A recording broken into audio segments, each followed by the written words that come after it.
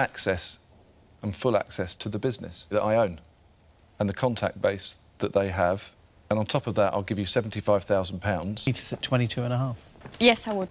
So, I'd be very pleased. And I would love to do the deal with. I really would. Well, great deal. Thank Well done. you. Fantastic, Sharon. I'm so proud. I'm going to give you all of the money for 35%, and when I get my money back, I'll drop it down to 30%. I think I'd like to accept your offer. Great! Thank Great. you very much. I'd like to say you're fabulous. So I'm going to say it, you're fabulous. Thank you. I'm about right to check. I think you've done amazingly well. I really do. Number 3, Mark Mate.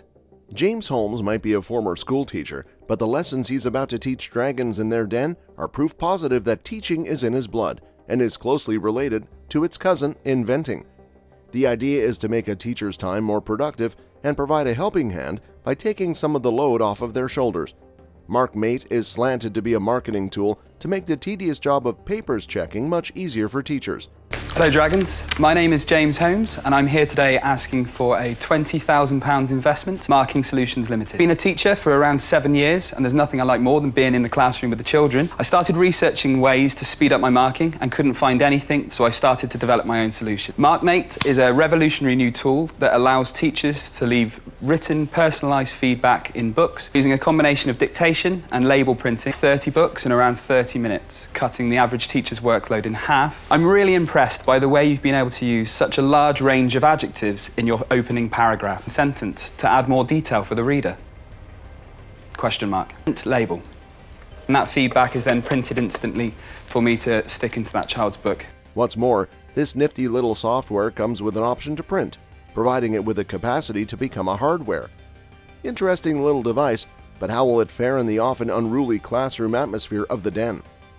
Deborah Meaden is having flashbacks of her schoolroom years and looking for a little bit of mentoring love from the embodiment of the teachers she has studied under. Being able to dictate your notes instead of giving a grinding to your wrist through pen and paper is a fantastic find, but will it be able to make any money for the Dragons if they decide to invest? A charming pitch aside, Peter Jones is only interested in the numbers and whether they match up to the proposition, making it a worthy one. It seems like James has some solid numbers to support his big claims. Taj Lavani is pretty stoked by James's idea, and he's making his opinion known. Peter Jones agrees with Taj Lavani's positive comments, but he feels this product is in its embryonic stage and has a long way to go before it can become a viable solution it is slated to be.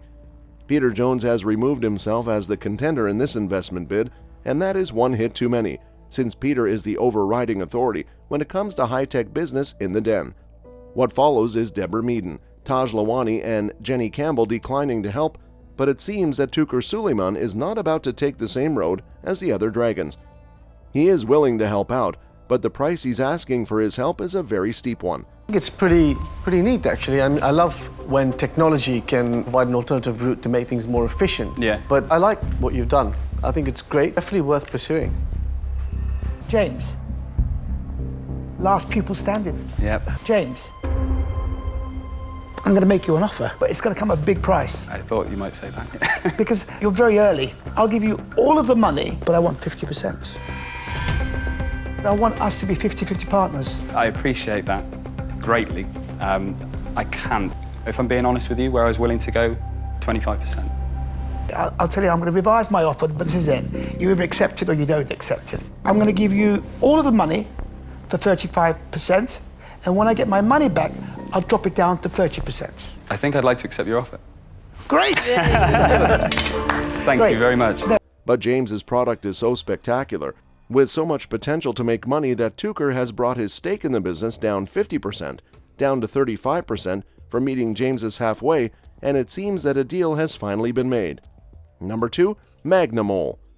Sharon Wright has an ingenious solution for one of the most vexing problems of the construction and revamping industry. Her solution is simple, yet impressive idea of a cable threading accessory, which makes the entire process of cabling walls a breeze. Both James Caan and Theo Paphitis are completely blown away by Sharon's ingenious idea, and what they want to know is, how can she convert it into a money-making business proposition for them? Hello. My name is Sharon Wright and I'm looking for £50,000 for 15% share of my company. Trying to thread a cable through a cavity can be hit or miss and near on impossible in some situations without the aid of an improvised tool such as a coat hanger or a drill bit. Both these ad hoc methods present themselves with major health and safety problems. These visits, I had my eureka moment and invented Magnamol. From the inside of the property, simply insert your rod and you're now on the outside of the property. The pack comes with 5 caps and they're tapered to screw on the inside so they fit onto any size cable or wire. Sharon's pitch has been flawless so far, and the Dragons are tickled pink at the idea that she has presented. But Peter Jones is a much harder nut to crack. But like with the rest of the Dragons, he believes in making people work hard to sell their ideas to him, and he is upping the ante like it's nobody's business. Wow! For once we've seen Peter Jones speechless, and what a treat it is. Sharon's invention is a solid little piece, and it's not giving in to anyone's ribbing. It's time to give it up for these Dragons and start opening up their purse strings with an aim of being the first to dip into the pond of Sharon's product. She is brilliant. High praise indeed from the queen of entrepreneurship. She is all raring to climb onto Sharon's bandwagon, but she is left scratching her head as to why Sharon is asking for financial support when she's already getting orders left, right, and center. It seems that all Sharon is looking for is a bit of help in running what is essentially a one-man show and some stellar guidance, based upon the oodles of wisdom the Dragons seem to have accumulated over the years. Sharon is looking for a boon from 2 Dragons in particular, those being Duncan and James, but Theo has offered to play her backup Rook in case things fall through. What an honor indeed. Perhaps for the first time in history, the Dragons are withdrawing to the comfort of the wall to have a tete-a-tete on what offer they will make to Sharon. Duncan and James have a counter-offer to make Sharon, but will she take the bait, since their asking price is a whopping 25%, which is much higher than the figure she had in her own head. Sharon has turned from a tiny sardine into a big fish, and Deborah Madden is not about to let this big fish get away from her. She has made a ninja move and cut out the legs from under James and Duncan by making her own counter-offer, which seems to be quite lucrative indeed. Taken back, it sort of seems too good to be true and too simple. What does it cost you to produce? It costs from 97p to £3.74. £5.70 minimum, up to £12. So it costing you £1, you're selling for £5. Yeah. I can't believe this product's not out there, so I did my research. I looked at everything that Sharon, was on I the think market. it's ingenious. Thank you. I'd like to say you're fabulous. So I'm going to say it, you're fabulous. Thank you. I'm back right check. I think you've done amazingly well. I really do. Present well, you've done a fantastic job. You know, I think we're all sitting here thinking, what do we ask? This is the first time ever in a den someone has come in and all 5 Dragon jewels have dropped No, to you're very the good. floor. So do Thank not you. be disappointed. Thank you. I think Sharon is very, very investable. So are you making an offer? We would like to make an offer for 80,000, but we'd need 25%. And I'll make you an offer at the level that you asked. So £50,000, 15%. Businesswoman, I'd be stupid not to negotiate further. Would you go for 20% and I'd be happy to do the deal with you 2 guys? It's at 22.5. Yes, I would.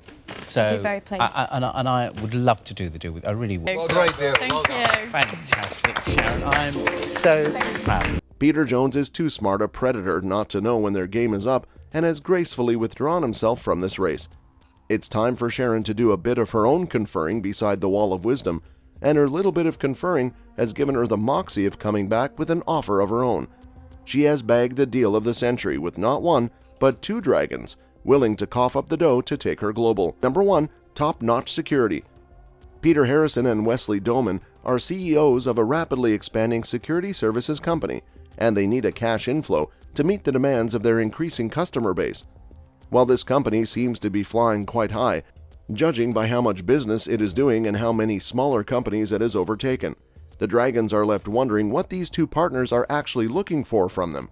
My name is Peter Harrison, Managing Director of FGH Security Limited. Today, we're looking for a £75,000 investment in return for a 10% stake in our company. Initially, just to provide door supervisors to the Students' Union. Our service portfolio has grown right across the Northwest, the NHS, several local councils, and Greater Manchester Fire and Rescue Service. Portfolio services includes door supervision, security guarding, key holding, mobile patrols, and event security. Our turnover for 2009-2010, combined turnover was 2.4 million. Well, it comes straight from the horse's mouth. They want to grow into a domestic and commercial brand.